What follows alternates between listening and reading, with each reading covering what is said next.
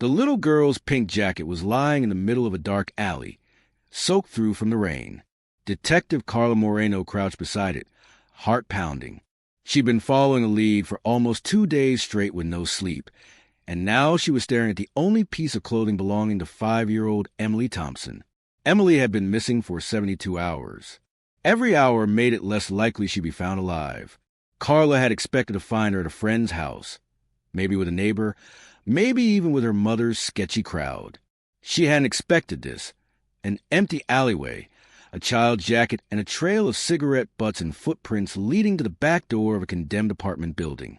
She pulled her gun, motioned for her partner to follow, and stepped inside. The air smelled like mildew and urine. They climbed a narrow staircase, their footsteps echoing. Then, halfway up, Carla heard small, muffled crying. Her heart nearly broke in relief. "Emily," she whispered. But when she burst through the door, the sight that met her eyes was worse than any nightmare she'd imagined. Emily was there, sitting on a filthy mattress, her hands tied, a bruise on her cheek. But she wasn't alone. The man sitting beside her, the one counting out small bags of white powder, looked up and grinned. "You cops are too late," he said. "She's already been paid for." Carla's stomach turned. She realized in that instant that this wasn't a random abduction. This was a sale. And the person who sold the little girl wasn't a stranger. It was her own aunt. Before she could react, the man lunged a window. A week earlier, everything had been normal, or as normal as life could be for Melissa Thompson, a 36-year-old single mom raising her daughter Emily in a 2-bedroom apartment in Queens. Melissa worked long shifts at a diner on Roosevelt Avenue. The hours were exhausting. The tips were unpredictable, but it was steady work. She didn't have much, but she had Emily, and that made the struggle worth it. Her younger sister, Amanda, was the opposite. At 32, Amanda had already been in and out of jail 3 times. Shoplifting, fraud, possession. Drugs had chewed up her life and spit it out in pieces. Melissa had spent years trying to help her, covering rent, paying legal fees, bailing her out, only to be burned over and over. The sisters hadn't spoken in months, until that Wednesday morning. Melissa was at the diner when she got a call from Rikers Island. "Melissa, it's me." Amanda's voice crackled over the line. "I need your help. Please. I'm in trouble." Melissa closed her eyes. "What did you do now?" "They got me on possession again. But it wasn't mine, I swear. Look, I'm going to be stuck here unless I can make bail." Melissa gripped the phone tighter. She wanted to hang up. She wanted to say no. But then Amanda's voice softened, almost breaking. "Please, Mel. I'll get clean this time. I can't stay in here." It was the same promise she'd heard 100 times. And still Melissa caved. After her shift, she went straight to the bank, pulled out nearly $5,000, money she'd been saving for Emily's school, and handed it over to the bail bondsman. Amanda walked out of jail that night, smiling like nothing had happened. She hugged Melissa, thanked her, and even knelt to say hello to Emily. For a moment, Melissa thought maybe, just maybe, things could be different this time. The next few days were tense but uneventful. Amanda stayed at Melissa's place, sleeping on the couch. She played with Emily, helped around the apartment, even cooked dinner one night. Melissa dared to feel a little hope. Then came Sunday. Melissa had a double shift at the diner and needed someone to watch Emily. Amanda offered, "Go, I'll keep her busy. Maybe take her to the park." It seemed like a good idea at the time. When Melissa got home that night, the apartment was quiet. Too quiet. Emily's favorite stuffed bunny was lying on the floor, but Emily wasn't there. Neither was Amanda. Melissa's first thought was that they were still out, but when she called Amanda's phone, it went straight to voicemail. She called again. Nothing. Minutes turned to hours. Panic clawed at her chest. She called neighbors, friends, anyone who might know where they'd gone. Nobody had seen them. By midnight, she was at the 114th precinct, her voice shaking as she told the desk sergeant, "My daughter is missing, and I think my sister took her." Detectives were assigned immediately. They asked about Amanda's drug history, her friends, any known hangouts. Melissa told him everything. And then she said the things she'd been too afraid to believe until that moment. She wouldn't hurt her, right? Detective Carla Moreno didn't answer. She'd worked enough cases to know that family didn't always mean safe. By morning, Amanda's apartment had been searched, her last known associates questioned, and her phone records pulled. That's when the detectives found something chilling. A string of texts sent the day before. Amanda, kid's cute. You'll take care of her, right? Unknown, 2K. Cash, today. Melissa stared at the printout, her face draining of color. No, she wouldn't. But deep down she knew. She'd bailed her sister out of jail, only for Amanda to sell her daughter for $2,000 in drug money. The police station felt colder than the winter wind outside. Melissa sat in a hard plastic chair, her hands gripping Emily's stuffed bunny so tightly that the seams looked ready to split. She'd been at the precinct all night, barely speaking, barely breathing, waiting for any scrap of news. Detective Carla Moreno entered the room with her partner, Detective James Walker, both carrying fresh files and 2 cups of coffee. Melissa didn't even look up until Carla set one of the cups in front of her. We traced the number your sister was texting, Carla began. It's a burner phone, but it pinged near a building in Jackson Heights yesterday evening. Melissa's throat was dry. Does that mean she's there? Is Emily there? We don't know yet, Walker said carefully. It could mean Amanda made the handoff there. We're checking nearby security footage. The word handoff made Melissa's stomach twist. She'd hoped, prayed, that Amanda was just hiding out with Emily. Now, it felt like those prayers were falling apart.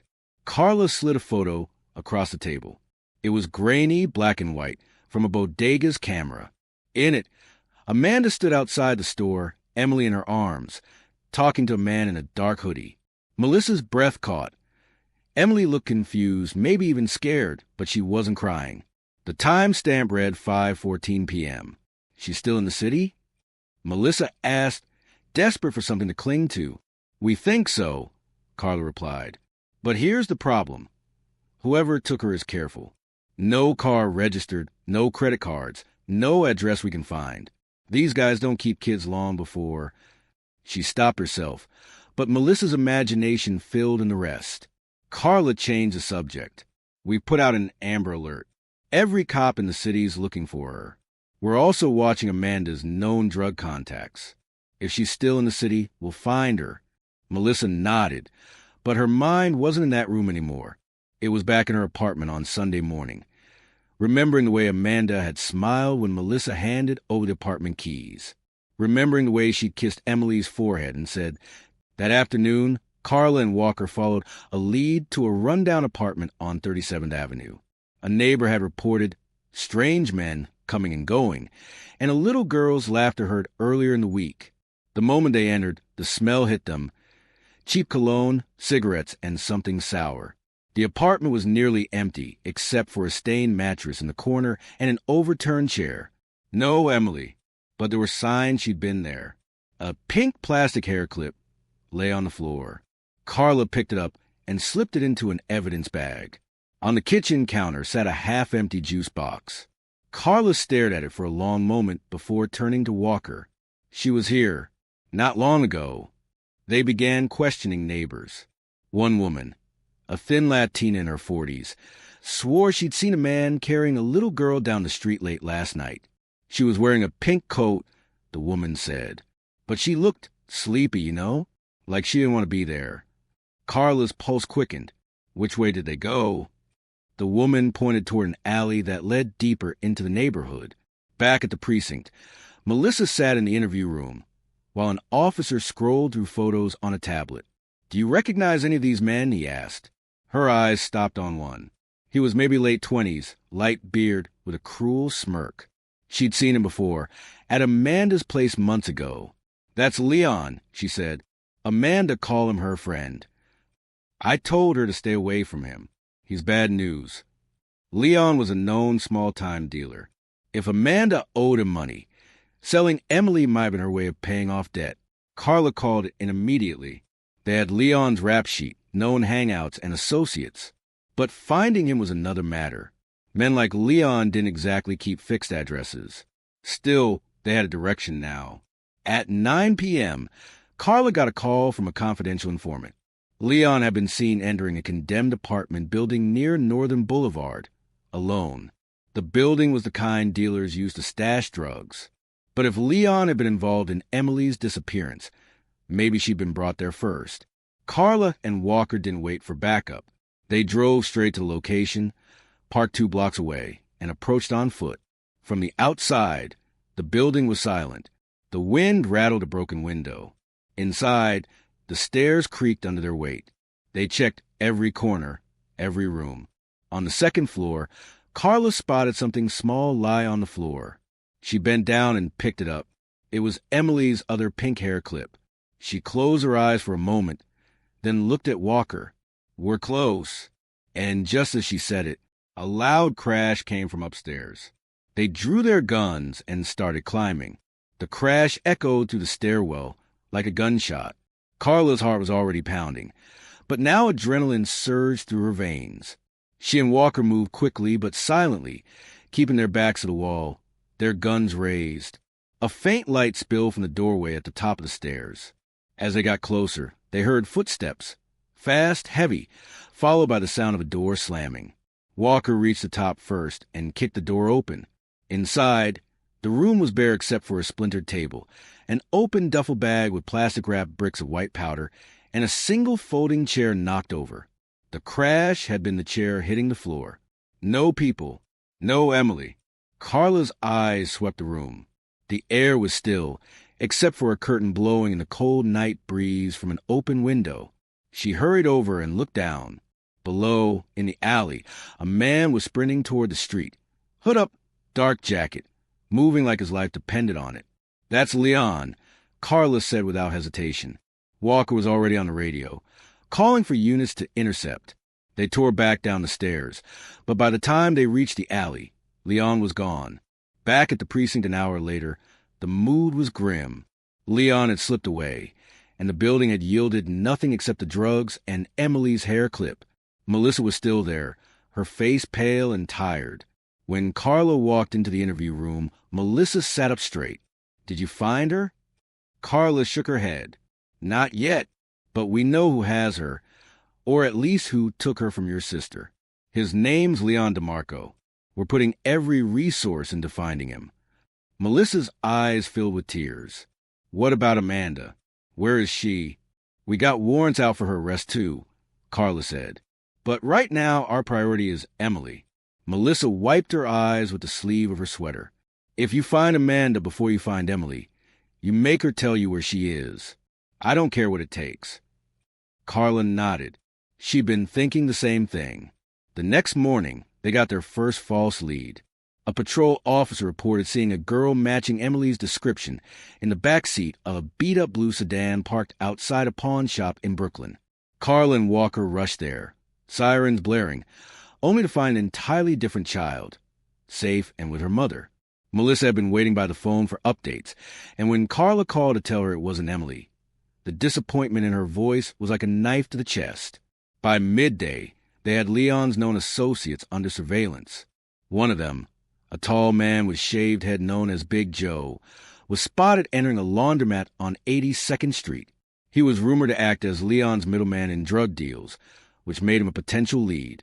Carla and Walker walked in and pretended to be customers, watching Joe as he dumped clothes into a washer. When Joe stepped outside to smoke, Walker followed. Carla struck up a casual conversation. "You're Joe, right? We just came from Leon's place. He's looking for you." Joe froze mid-puff. "I don't know no Leon." Carla smiled tightly. "Funny, because Leon's about to be in custody, and if you want to avoid going down with him, you'll tell me where he is. Now!" Joe's eyes darted left and right. He flicked a cigarette, muttered something under his breath, then said, "He's been using the old print shop on Astoria Boulevard. Keeps his stash there. And maybe other stuff." "What kind of other stuff?" Carla pressed. Joe didn't answer. He turned and walked away fast. An hour later, Carla and Walker were parked outside the abandoned print shop. The windows were covered with plywood, but faint light leaked from the gaps. A shadow moved across one of them. They crept toward the side door, guns ready. Walker went first, pushing the door open just enough for them to slip inside. The smell of chemicals and damp paper filled the air. They heard voices, two men talking low. Carla caught fragments. Money's short, not keeping her here forever, and someone's asking questions. Then soft, muffled crying. Carla's chest tightened. Emily. She gestured for Walker to take the left while she moved right, weaving through the maze of old printing equipment. She could see a small figure sitting on the floor, her hands in her lap. But just as Carla took a step forward, the light above her flickered, and a third voice rang out from the shadows. Cops. The word cops cracked through the room like a whip. In an instant, chairs scraped, footsteps thundered, and the two men near Emily lunged for the back door. Police, don't move, Carla shouted, her gun up and voice steady, even though her pulse was pounding in her ears. Emily flinched, curling into herself. The man closest to her shoved her aside and ran, nearly tripping over a coil of extension cord. Walker bolted after him, his footsteps echoing through the old print shop. Carla stepped forward, keeping her gun trained on the second man, a wiry figure with sharp eyes and twitchy hands. He froze for half a second, then reached into his jacket.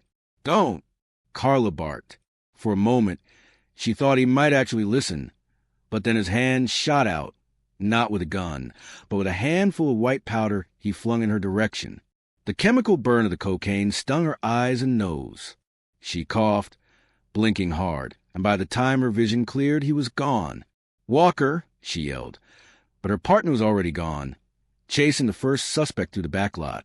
Carla's eyes darted back to the corner where Emily had been. Empty. Outside, Walker chased the first suspect into the alley, but the man was fast and knew the maze-like streets better than any cop. Walker lost him at the corner, his breath puffing white in the cold air. By the time Carla joined him, there was no sign of either suspect. She was here, Carla said, her voice low but urgent. I heard her, but they moved her before we got close. Walker cursed under his breath, which means Leon knew we were coming. That possibility hung between them like a weight. Someone had tipped him off. Back at the precinct, Melissa slammed her palms on the table. You mean to tell me you had her? She was right there, and you lost her? Carla didn't flinch. Melissa, I know how it sounds, but they moved her. Someone warned them we were coming. Melissa's voice broke. She's 5 years old. She doesn't understand what's happening. She's probably scared out of her mind, and she needs me. Carla sat across from her. We're going to get her back. But you need to tell me everything. Every single person Amanda has been in contact with since you bailed her out. Don't hold back. Melissa hesitated. She thought she'd already told the detectives everything. But now, another face came to mind. There's someone, she admitted, a woman named Denise. She used to run with Amanda when they were teenagers. She's bad news. And if Amanda was desperate for drug money, Denise is the kind of person she'd go to. Where does she live? Carla asked. Last I heard, somewhere in Corona, but she moves around. That night, the detectives split up. Carla went looking for Denise, while Walker checked Leon's known haunts again. Carla found her at a bar just off 108th Street. Denise was in her 40s, with bleached hair and a raspy voice from years of smoking. She laughed when Carla showed her Emily's picture. You think I'd mess with a kid? I might be trash, but I'm not that kind of trash, Denise said, sipping her drink. But her eyes told a different story, sharp, calculating. Leon's in trouble, Carla said flatly. You help me, you walk away clean. You don't. And when this all goes down, your name's going to be in every report. Your call. Denise tapped her nails on the bar, thinking. Finally, she leaned in. Last I heard, Leon was talking about moving something to a guy named Marco. Lives above a pawn shop near the train tracks. You didn't hear it from me. By dawn, Carla and Walker were parked near the pawn shop, watching the entrance. At 7:15 a.m., Leon himself stepped outside, hood down, lighting a cigarette. Walker's jaw tightened. Gotcha. They moved in. Leon saw them too late. He dropped the cigarette and ran, but this time there was no maze to save him. Walker tackled him hard against the sidewalk while Carla cuffed him. "Where's Emily?" she demanded. Leon smirked, his split lip bleeding. "She's not here." "Where?" He only laughed. "You think I'm stupid enough to tell you? I'm not the one holding her anymore." Carla's blood went cold. "Then who is?" Leon just kept smiling. As they hauled him into the patrol car, Carla's phone buzzed. It was dispatch. They'd just gotten a 911 call from a payphone in Queens. The caller said, "If you want the little girl, you'd better move fast before she's gone for good." The payphone was wedged between a shuttered laundromat and a boarded-up deli. The kind of spot no one paid attention to unless they needed to disappear for 30 seconds. By the time Carla and Walker arrived, the street was empty. The receiver was still swinging, the metallic clink echoing in the quiet morning. Walker caught it before it hit the side of the booth. No one on the line, just the faint hiss of an open call. Carla got on the radio. "Dispatch, we need to call Trace." "Priority 1. Caller said they know where Emily Thompson is." While they waited, she scanned the street. A few homeless men shuffled past, heads down. The smell of stale beer and garbage lingered in the air. Whoever made that call had done it fast, and they were long gone. Back at the precinct, Tex pulled the call data. The voice was male, mid-30s, with a slight Queens accent. But what caught their attention was the background noise, faint, distant, but distinct. A train horn, and not just any horn. It matched the MTA's diesel commuter line that ran through an industrial section in Long Island City. That narrowed it down to a few square blocks, a mix of warehouses, cheap motels, and abandoned lots. The kind of place you could keep someone without questions. Carla and Walker rolled into the area just after noon, checking every side street and dead end. They passed under a graffiti-covered overpass when Carla spotted something. An old motel, sun-faded sign, half the windows boarded up. The parking lot had only one car, a dented silver sedan with paper plates. "Looks like a drop car," Walker muttered. They approached from opposite sides, checking the room doors. Room 6 had a fresh padlock. Room 7's curtain was drawn, but something moved inside. Quick, small. Carla's gut told her it was Emily. She knocked. "NYPD, open up." For a long moment, nothing. Then the sound of furniture scraping. Someone was blocking the door. Walker didn't wait. He kicked it open. Inside, the air reeked of cigarette smoke and mildew. A man was already climbing out the bathroom window. Carla lunged, catching his leg, yanking him back inside. He hit the floor hard, cursing, and then Carla saw her. Emily. She was sitting on the bed, wide-eyed, clutching the stuffed bunny Melissa had given her that morning before she vanished. "Emily, it's okay," Carla said, keeping her voice steady. "We're here to take you home." Emily blinked but didn't move. She looked scared, too scared, like she didn't believe she was safe yet. They cuffed the man and got Emily outside. Walker called for an ambulance just to be safe, but physically, she seemed unharmed. Back at the precinct, Melissa burst into tears the moment she saw her daughter.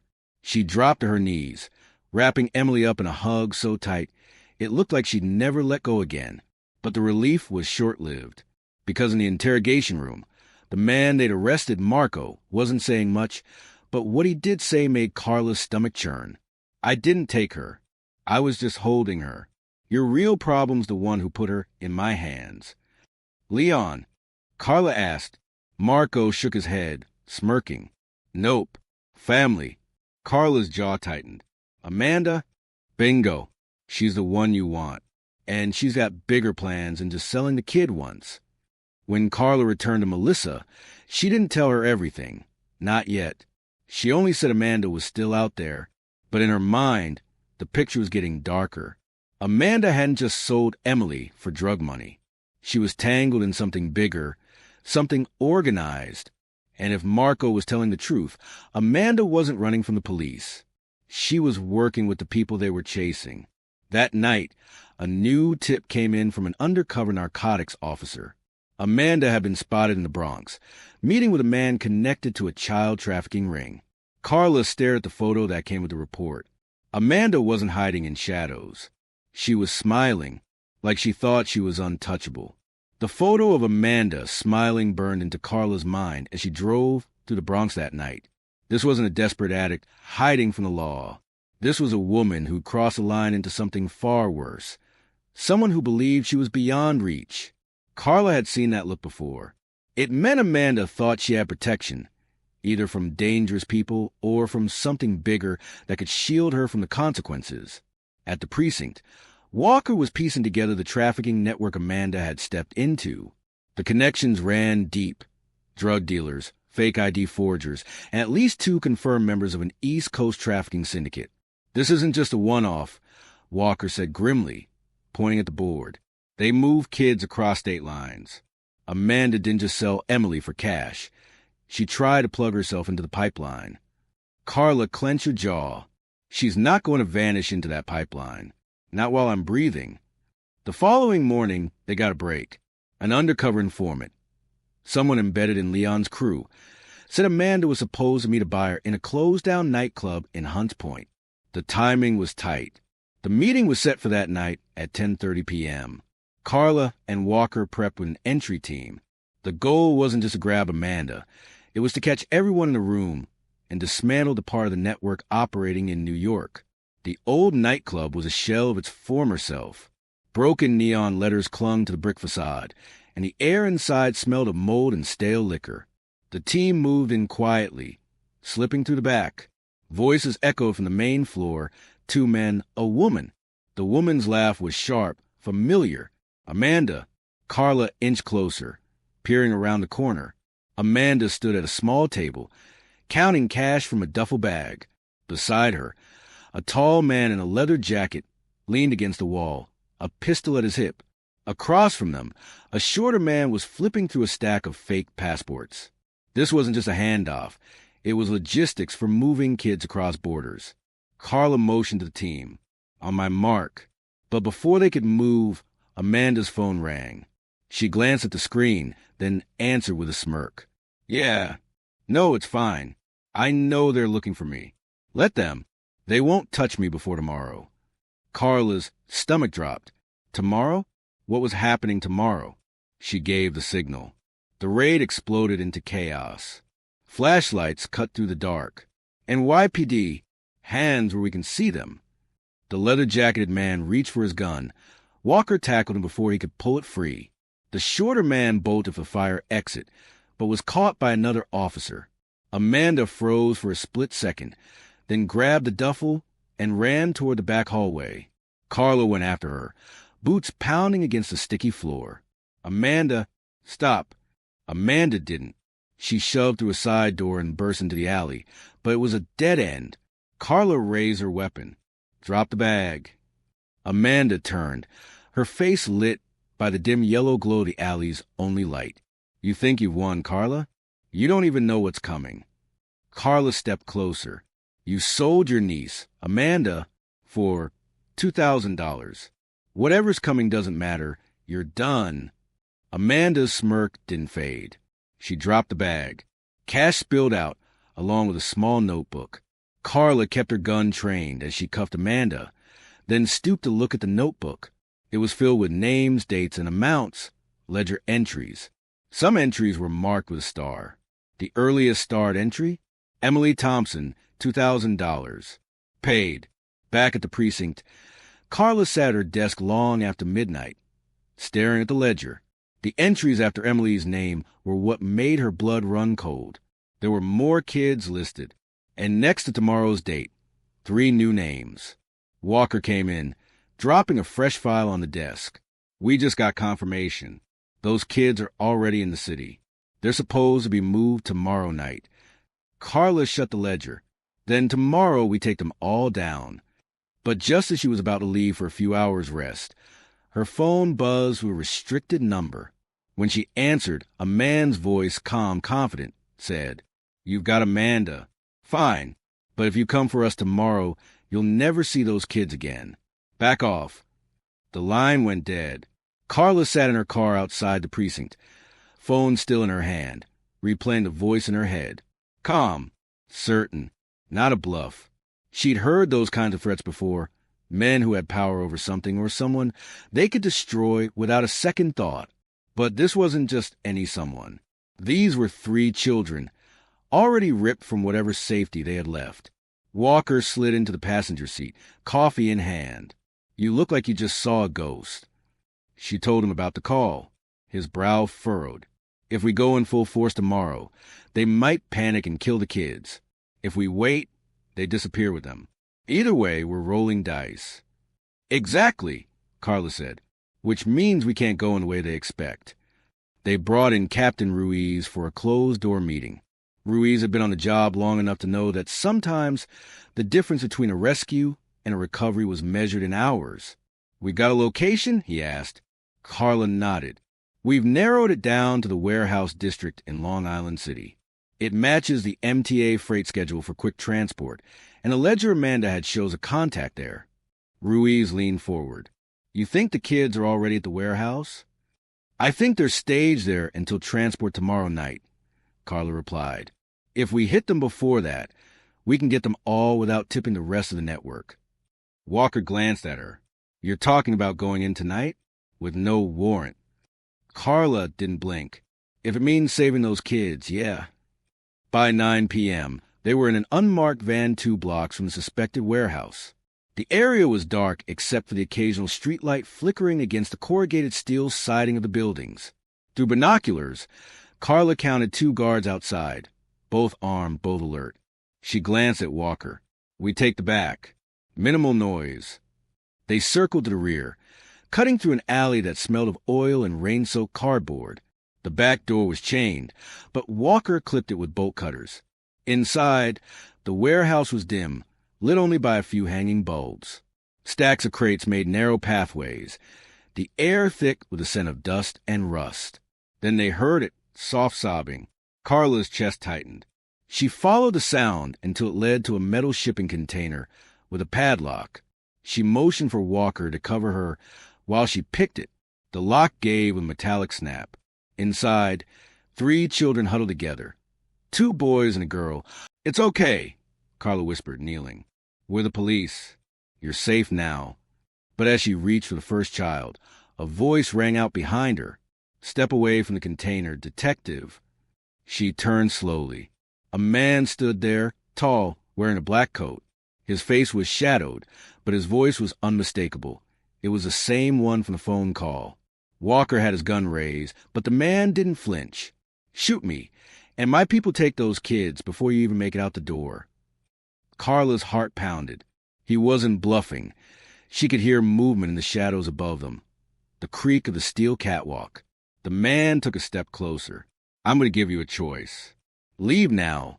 Pretend you never found this place, and those 3 kids walk free. Push your luck, and the rest vanish forever." Walker's grip on his gun tightened. "He's full of it, Carla. We can take him." But Carla knew they were outnumbered, and every second she hesitated could mean losing more lives. She made her decision. At 11:30 p.m., the kids were in an ambulance on their way to the hospital. The man in the black coat had vanished into the night, leaving no name, no trace, just the sound of his warning replaying in Carla's head. Back at the precinct, Melissa was waiting. She grabbed Carla's hand. "You found more kids?" "Yes," Carla said. "But Amanda's network is bigger than we thought, and they're not done." Melissa swallowed hard. "Then we have to finish this, whatever it takes." Carla looked at her for a long moment. Whatever it takes. The next morning, a plain envelope was slipped under the precinct's front door. Inside was a photo, Amanda, sitting in the back of a black SUV, grinning. On the back, in red ink, it read, "Tonight, last chance."